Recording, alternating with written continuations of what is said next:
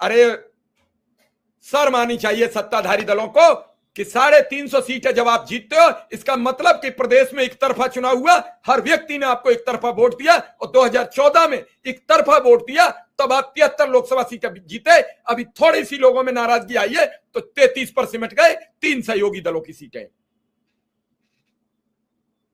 सारा खुली किताब, और फिर भी आप हो कि मानने को तैयार नहीं। आखिर क्या गुनाह क्या है? क्या गुनाह किया शिक्षा मित्रों ने? क्या बुरा किया बच्चों को शिक्षा देने का? अब तो आप स्कूल बंद करने के आर्डर डेली दे रहे हैं, बीएसएस डेली आर्डर आ रहे हैं। यह आवाज नवंबर में उठी, उस समय मैंने सबसे कहा था कि स्कूल जल्द बंद होंगे। आप सोच लीजिए, 27,964 की एक सूची हाथ लग गई थी। वो सूची तत्काल इतना दबाव बना, बेसिक शिक्षा निदेशक कंचन वर्मा जी को बताना पड़ा एक भी स्कूल बंद नहीं होगा। उसके बाद जिले से मीटिंग होती है, जिसे अपर प्रमुख सचिव उस बैठक की अध्यक्षता करते हैं। उसमें सभी जिलाधिकारी, सभी कमिश्नर, सभी बीएसए, और उसी समय मथुरा के बीएसए का वो मर्जर वाला लेटर वायरल हो जाता है। पूरे प्रदेश में हंगामा कट जाता है। तब भी कोई आवाज उठाने वाला नहीं था, तब भी आवाज उठाई और फिर आवाज उठाऊंगा। ऐसे ही तुमसे, सरकार से, आज मैंने ट्विटर पर लिखा है, पिछले कई दिनों से सोशल मीडिया में 2-3 लोग जागरूक आए हैं। उन्होंने लिखा है ट्रेंड चल रहा है, ये ठीक करके दिखाओ। तो मैंने आज ये ठीक करके दिखाओ टैग करके बात लिखी है। दम है तो करके दिखाओ।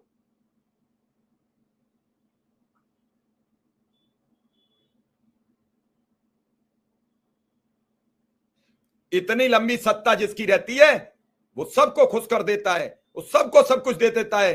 और आप सिर्फ और सिर्फ लोगों को लुभावने वादे, एक ऐसी चाशनी जिसे जीवन भर चाटते रहो, न बाहर थूक सकते हो न निगल सकते हो।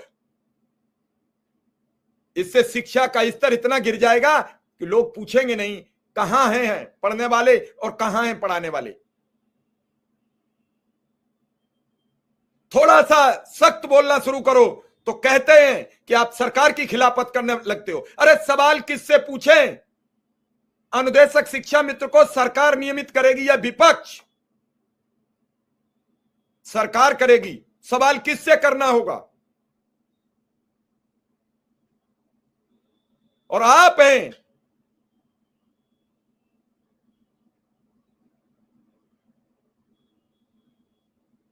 सुनने को राजी नहीं है। किसी का बच्चा तड़प तड़प कर जान दे रहा है, वो रो रहा है, गिड़गिड़ा रहा है, चंदा दे दो। बेटी की शादी है, वो रो रहा है, कोई इतना दे देता जो हाथ पीले कर देते, मेरी बारात कैंसिल हो जाएगी, मेरा प्रोग्राम कैंसिल हो जाएगा। क्या सोशल मीडिया पर बैठे इन धुरंधरों को पता नहीं है कि वो कैसे अपनी बेटी के हाथ पीले कर पा रहा है? नंबर चलता है, ग्रुप में चलता है, तब पता लगता है उसको 50-40 हजार रुपया की मदद मिल जाती है। कोई दे कैसे सकता है? वेतन तो सबको उतना ही मिलता है।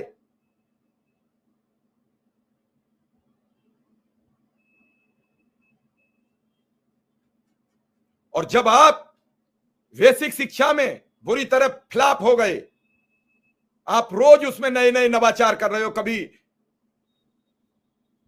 वजीफा का पैसा सीधे खाते में भेजोगे, कभी कुछ करोगे, केवल अपनी विफलता को छुपाने के लिए रोज नए आर्डर, नए नियम दाखिल कर रहे हो।